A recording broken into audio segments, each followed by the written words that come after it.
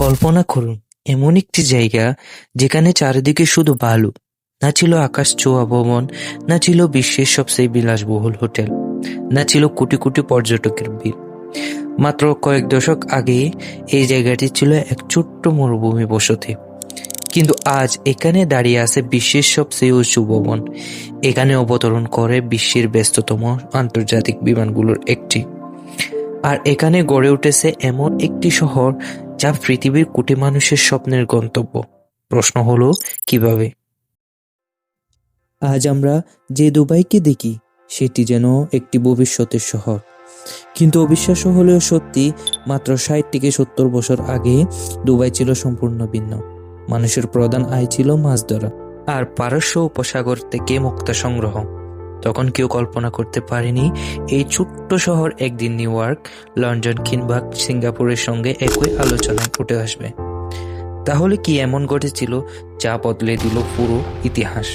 অনেকেই মনে করেন দুবাই শুধু তেলের কারণে ধনী হয়েছে, কিন্তু সত্যি তার চেয়েও অনেক বেশি অবাক করার মতো বিষয় হলো, কারণ আজ দুবাইয়ের অর্থনীতির বড় অংশই আসে এমন খাত থেকে যা তেলের উপর নির্ভরশীল নয়। তাহলে প্রশ্ন হলো, কে নিয়েছিল সেই সাহসী সিদ্ধান্ত? কিভাবে একটি মরুভূমিকে রূপ দেওয়া হলো বিশ্বের অন্যতম আধুনিক নগরীতে? আর এই সফলতার পিছনে লুকিয়ে আছে এমন কিছু সিদ্ধান্ত যেগুলো বদলে দিয়েছিল শুধু একটি শহর নয়, বদলে দিয়েছিল পুরো বিশ্বের দৃষ্টিভঙ্গি। চলুন ফিরে যাই সেই সময়ের পেছনে। আজকের দুবাইকে দেখে বিশ্বাস করা কঠিন, কিন্তু মাত্র 1 শতাব্দী আগে এই শহর ছিল একেবারে অন্যরকম।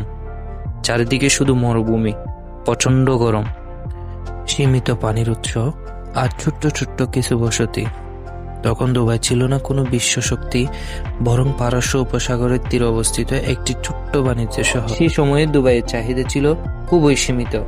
কেউ মাছ ধরতেন, কেউ ব্যবসা করতেন, আর সবচেয়ে গুরুত্বপূর্ণ বিষয় ছিল সমুদ্র থেকে মুক্তা সংগ্রহ করা। আজকের মতো কৃত্রিম মুক্তা তখন ছিল না, তাই দুবাইয়ের মুক্তার চাহিদা ছিল আন্তর্জাতিক বাজারেও। কিন্তু এই ব্যবসা ছিল অত্যন্ত কঠিন এবং ঝুঁকিপূর্ণ। ডুবুরিরা কোনো আধুনিক অক্সিজেন সিলিন্ডার ছাড়াই গভীর পানিতে নেমে মুক্তা সংগ্রহ করতেন। অনেকে আর জীবিত ফিরে আসতেন না। তবে দুবাইয়ের একটি বড় শক্তি ছিল তার অবস্থান। ইউরোপ, এশিয়া, আফ্রিকার মাঝামাঝি হওয়ায় এটি ধীরে ধীরে একটি গুরুত্বপূর্ণ বাণিজ্যিক কেন্দ্র হয়ে ওঠে। ভারত, পারস্য এবং পূর্ব আফ্রিকা থেকে জাহাজ আসত। যদিও শহরটি ধনী ছিল না, তবুও বাণিজ্যিক সম্ভাবনা তখন থেকেই দেখা দিতে শুরু করে। কিন্তু এরপর এলো বড় ধাক্কা। 1930-এর দশকে বিশ্বজুড়ে অর্থনৈতিক মান্দা শুরু হলো। একই সময়ে বাজারে জনপ্রিয় হয়ে উঠল জাপানের কৃত্রিম মুক্তা। ফলে প্রাকৃতিক মুক্তার চাহিদা দ্রুত কমে গেল। দুবাইয়ের প্রধান আয়ের উৎস প্রায় ভেঙে পড়ল। শহরটি কঠিন অর্থনৈতিক সংকটে পড়ে গেল। তখন কেউ জানত না কয়েক দশকের মধ্যে এই মরুভূমির নিচে এমন এক সম্পদ পাওয়া যাবে যা বদলে দেবে পুরো ভবিষ্যৎ।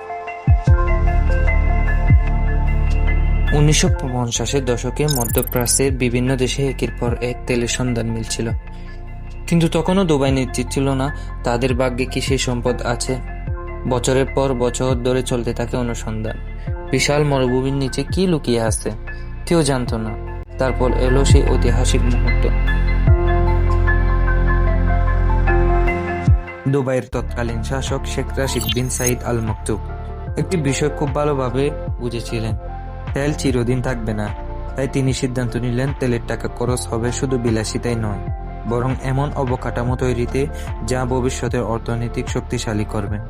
শুরু হলো রাস্তা নির্মাণ, বন্দর উন্নয়ন, বিমানবন্দর সম্প্রসারণ এবং আন্তর্জাতিক বাণিজ্যিক নতুন যুগ।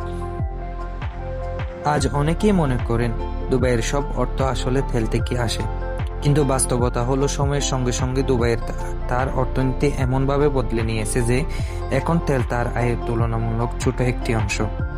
আর এই দুর্ধর্ষ সিদ্ধান্ত দুবাই শুধু একটি তেল সমৃদ্ধ শহর নয়, বরং বিশ্বের অন্যতম গুরুত্বপূর্ণ ব্যবসা ও পর্যটন কেন্দ্র পরিণত করেছে।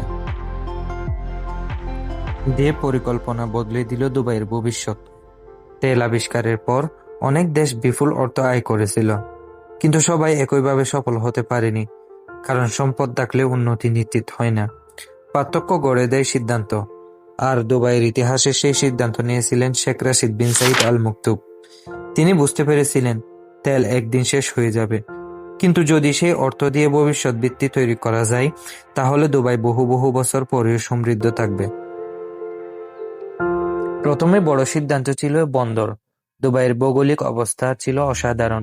ইউরোপ, এশিয়া এবং আফ্রিকার মাঝামাঝি অবস্থান হওয়ায় এটি আন্তর্জাতিক বাণিজ্যিক জন্য আদর্শ। তাই তৈরি করা হলো জেবেলে আলী পোর্ট। আজ এটি বিশ্বের অন্যতম ব্যস্ততম কন্টেইনার বন্দর। বিশ্বের হাজার হাজার জাহাজ এখান দিয়ে পণ্য পরিবহন করে।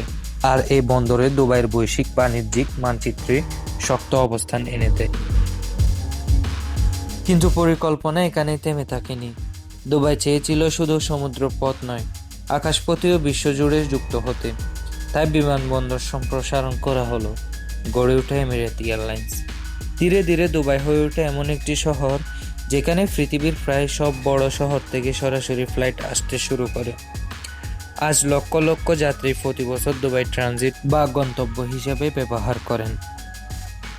এরপর এলো আরেকটি যুগান্তকারী সিদ্ধান্ত। বিদেশি বিনিয়োগকারীদের জন্য তৈরি করা হলো বিশেষ অর্থনৈতিক অঞ্চল, যেগুলো আজ ফ্রি জোন নামে পরিচিত। এখানে ব্যবসা শুরু করা হলো সহজ। অনেক ক্ষেত্রে বিদেশি উদ্যোক্তারা নিজেদের প্রতিষ্ঠান সম্পূর্ণ মালিকানা রাখতে পারলেন। কম জটিলতা, দ্রুত অনুমোদন, আধুনিক অবকাঠামো। ফলে বিশ্বের বিভিন্ন দেশের কোম্পানিগুলো একে একে দুবাইয়ের অফিস খুলতে শুরু করে। দুবাই আর শুধু একটি শহর নয়, এটি ধীরে ধীরে একটি বৈশ্বিক ব্যবসা কেন্দ্র হয়ে উঠল। এসব সিদ্ধান্তের একটি সাধারণ উদ্দেশ্য ছিল, দুবাই এমন একটি অর্থনীতি গড়তে চেয়েছিল যা শুধু তেলের উপর নির্ভর করবে না। আর ঠিক সেই কারণে আজ বিশ্বের সবচেয়ে পরিচিত শহরগুলোর তালিকা দুবাইয়ের নাম উঠে আসে।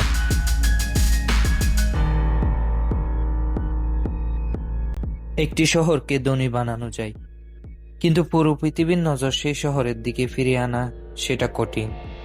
দুবাই বুঝেছিল, যদি বিশ্বকে অবাক করা যায়, তাহলে বিশ্ব নিজে দুবাইয়ের দিকে ছুটে আসবে। আর সেই লক্ষ্যে নিয়ে শুরু হয় ইতিহাসের সবচেয়ে সাহসী নির্মাণ প্রকল্পগুলোর একটি।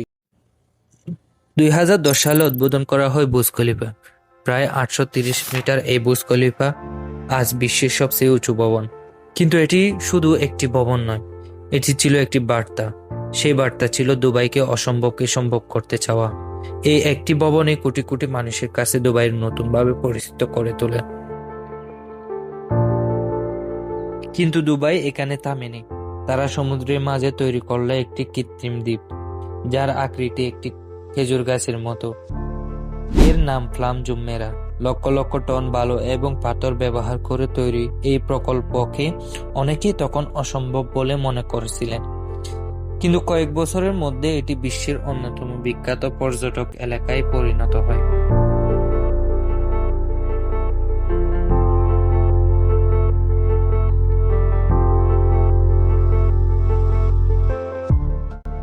এরপর একে একে তৈরি করা হলো দুবাইয়ের mall, museum of future, Dubai frame এবং আরো অনেক বিশ্বমানের স্থাপনা। প্রতিটি প্রকল্পের লক্ষ্য ছিল একই, শুধু ভবন তৈরি করা নয়, এমন অভিজ্ঞতা তৈরি করা যার জন্য মানুষ হাজার হাজার কিলোমিটার দূর থেকে দুবাই আসতে চাইবে।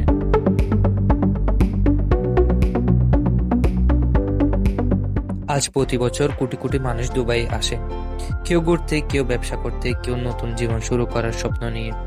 আর এভাবে একটি ছোট্ট মরুভূমি শহর ধীরে ধীরে বিশ্বের অন্যতম পরিচিত ব্র্যান্ডে পরিণত হয়।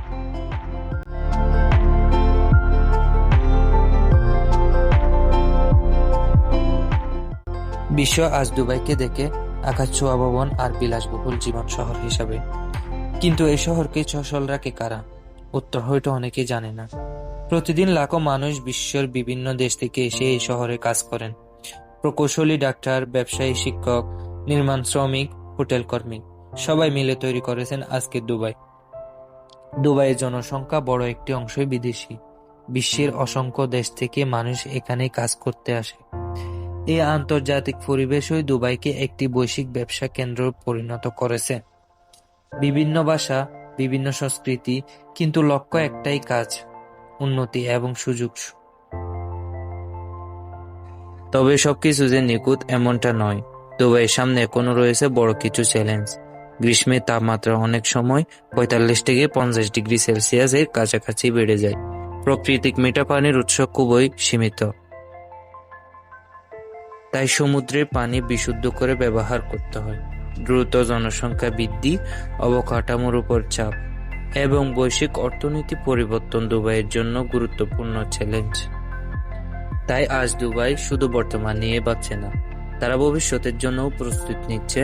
কৃত্রিম বুদ্ধিমত্তা, স্মার্ট সিটি, নবায়নযোগ্য জ্বালানি, প্রযুক্তি নির্ভর অর্থনীতি। লক্ষ্য একটাই, আগামী কয়েক দশকে বিশ্বের অন্যতম গুরুত্বপূর্ণ শহর হয়ে থাকা। দুবাইয়ের গল্প শুধু একটি শহরের গল্প নয়, এটি একটি স্বপ্নের গল্প, একটি সিদ্ধান্তের গল্প, আর সবচেয়ে বড় কথা, এটি ভবিষ্যৎকে আগে থেকে চিনে নেওয়া গল্প। যেখানে অনেক দেশ শুধু আজকের কথা ভেবেছে, সেখানে দুবাই ভেবেছে আগামী 50 বছরের কথা। এক সময় এই মরুভূমিতে ছিল না আকাশ ছোঁয়া ভবন, ছিল না বিশ্বের ব্যস্ততম বিমানবন্দরগুলোর একটি, ছিল না কোটি কোটি পর্যটকের ভিড়, কিন্তু পরিকল্পনা ছিল, ছিল দূরদর্শিতা, আর ছিল একটি বিশ্বাস। আজ যা সম্ভব মনে হচ্ছে, আগামীকাল সেটাই বাস্তব হতে পারে। তবে দুবাইয়ের এই যাত্রা শুধু তেলের গল্পই নয়, এটি অবকাঠামো, বাণিজ্যিক, পর্যটন, প্রযুক্তি এবং লাখো মানুষের পরিশ্রমের গল্প। এখনও তাদের সামনে নতুন চ্যালেঞ্জ রয়েছে, কিন্তু একটি বিষয় নিশ্চিত, দুবাই প্রমাণ করছে যে শুধু প্রাকৃতিক সম্পদ নয়, সঠিক পরিকল্পনা, বিনিয়োগ এবং দীর্ঘমেয়াদী চিন্তাও একটি শহরের ভাগ্য বদলে দিতে পারে। হয়তো একদিন বুর্জ খলিফার চেয়েও উঁচু ভবন তৈরি হবে, প্লাম জুমেরার চেয়েও বড় প্রকল্প গড়ে উঠবে, কিন্তু ইতিহাস সব সময় মনে রাখবে, এক সময় এখানে ছিল শুধু মরুভূমি, আর সেই মরুভূমির মানুষ তৈরি করেছিল বিশ্বের অন্যতম বিস্ময়। এটাই দুবাইয়ের গল্প। দুবাইয়ের এই অবিশ্বাস্য যাত্রা সম্পর্কে আপনার মতামত কি? আপনার কি মনে হয় শুধু তেল নয়, দূরদর্শী পরিকল্পনায় কি দুবাইকে আজকে এই অবস্থানে নিয়ে এসেছে? নিচের কমেন্টে আপনার মতামত অবশ্যই জানাবেন। আর বলুন তো, পরের ডকুমেন্টারি কোন বিষয়ের উপর দেখতে চান? উত্তর কোরিয়ার রহস্য, নাকি চীনের উত্থানের গল্প, নাকি সিঙ্গাপুর কিভাবে বিশ্বের ধনী দেশ হলো, নাকি অন্য কোনো দেশের অজানা ইতিহাস? আপনার সবচেয়ে বেশি ভোট পাওয়া বিষয় নিয়ে আমি পরবর্তী ডকুমেন্টারি নিয়ে আসবো। এমন তথ্যভিত্তিক ডকুমেন্টারি দেখতে আমার চ্যানেলটি সাবস্ক্রাইব করুন। আবার দেখা হবে নতুন এক অজানা তথ্য নিয়ে। আল্লাহ হাফেজ।